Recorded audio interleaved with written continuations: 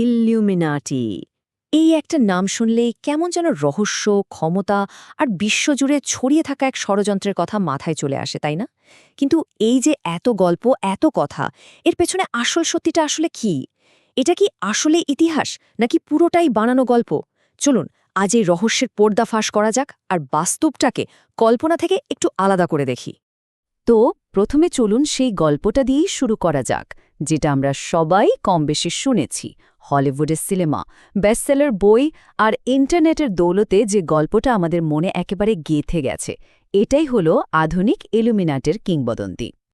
আধুনিক ষড়যন্ত্র তত্ত্বগুলোর একেবারে কেন্দ্রে রয়েছে একটাই সহজ কিন্তু বেশ ভয়ঙ্কর ধারণা, একটা গোপন গোষ্ঠী যারা কিনা পর্দার আড়াল থেকে পুরো বিশ্বকে চালাচ্ছে, আর তাদের একটাই লক্ষ্য পুরো বিশ্বের জন্য একটাই সরকার প্রতিষ্ঠা করা।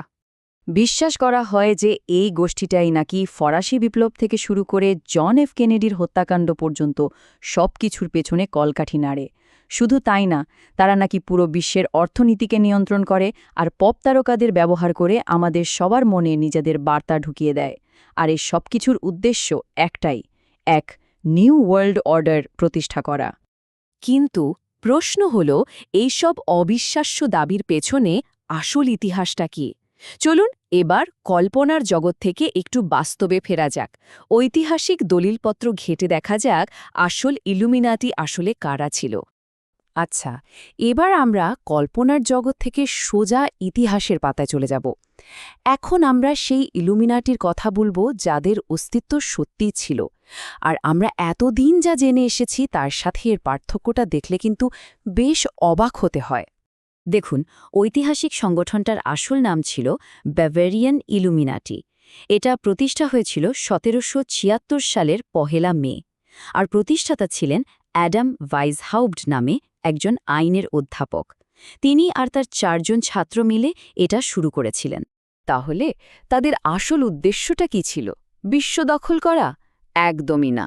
বরং তারা ছিল সেই সময়ের যুক্তিবাদী বা এনলাইটেনমেন্ট যুগের আদর্শে বিশ্বাসী। তারা কুসংস্কার, গির্জার অতিরিক্ত ক্ষমতা আর সরকারের স্বৈরাচারের বিরুদ্ধে লড়তে চেয়েছিল। তাদের মূল লক্ষ্যই ছিল সমাজে যুক্তি আর মুক্ত চিন্তার প্রসার ঘটানো। এই টাইমলাইনটার সবচেয়ে অবাক করা বিষয় হল সংগঠনটার আয়ু। ভাবা যায়, এটা ১০ বছরও টেকেনি। ১৭৭৬ সালে শুরু হয়ে মাত্র ১৭৮৫ সালে বেভেরিয়ার সরকার সমস্ত গুপ্ত সংগঠন নিষিদ্ধ করে দেয়, আর এর সাথে ইলুমিনাটিরও পতন ঘটে। তাহলে প্রশ্নটা হল, যে সংগঠনটা মাত্র ৯ বছর টিকেছিল, সেটাই কিভাবে ইতিহাসের সবচেয়ে বড় আর দীর্ঘস্থায়ী এক ষড়যন্ত্র তত্ত্বে পরিণত হল? চলুন এই অদ্ভুত রূপান্তরের গল্পটাই শোনা যাক। এর পতনের পেছনে আসলে ৩টে কারণ ছিল। প্রথমত, নিজেদের মধ্যেই কোন্দল শুরু হয়। দ্বিতীয়ত, সরকার কঠোর হাতে এদের দমন করে। আর সবথেকে গুরুত্বপূর্ণ হল, সরকার তাদের সমস্ত গোপন কাগজপত্র বাজেয়াপ্ত করে সবার জন্য ছেপে দেয়। ফলে তাদের বিপ্লবী ধারণাগুলো সাধারণ মানুষের মধ্যে ছড়িয়ে পড়ে, যা থেকে জন্ম নেয় ভয় আর রহস্য। আর এখানেই আসল ব্যাপারটা। একটা ঐতিহাসিক সংগঠন শেষ হয়ে গেল, কিন্তু ঠিক সেই মুহূর্তে জন্ম নিল এক বিশাল কিংবদন্তি। আসল ইলুমিনাটি তো শেষ, কিন্তু তাদের গল্পটা সবে শুরু হয়েছিল। এবার দেখা যাক ১৮ শতকের সেই ভেঙে যাওয়া সংগঠনের কিংবদন্তি কিভাবে আজকের দিনের এই বিশাল ষড়যন্ত্র তত্ত্বে পরিণত হল, যা নিয়ে আজও এত আলোচনা হয়। আধুনিক তত্ত্বটা বলে যে ইলুমিনাটি আসলে কোনোদিন শেষই হয়নি। তারা গোপনে কাজ চালিয়ে যাচ্ছে, আর তাদের লক্ষ্য একটাই, নিউ ওয়ার্ল্ড অর্ডার প্রতিষ্ঠা করা। বলা হয় তারা নাকি বিশ্বের বড় বড় ব্যাংকিং পরিবারগুলোকে নিয়ন্ত্রণ করে, আর ফ্রি ম্যাসনদের মতো সংগঠনকে নিজেদের ঢাল হিসেবে ব্যবহার করে। কবি হাইনরিচ হাইনের এই কথাটা কিন্তু ষড়যন্ত্র তত্ত্বের মূল ধারণাটাকেই তুলে ধরে, যে কিছু ক্ষমতাশালী পরিবার টাকার জোরে পুরো বিশ্বকে নিয়ন্ত্রণ করছে। আধুনিক ইলুমিনাটি তত্ত্বের একেবারে কেন্দ্রেও কিন্তু এই ধারণাটাই রয়েছে। প্রতীকের ক্ষেত্রেও কিন্তু একটা বিরাট পরিবর্তন এসেছে। ঐতিহাসিক ইলুমিনাটির আসল প্রতীক ছিল জ্ঞানের দেবী মিনার্ভার প্যাঁচা, কিন্তু এখন আমরা যে পিরামিডের ওপর এক চোখের ছবি দেখি, সেটা আসলে ফ্রিম্যাসনদের প্রতীক।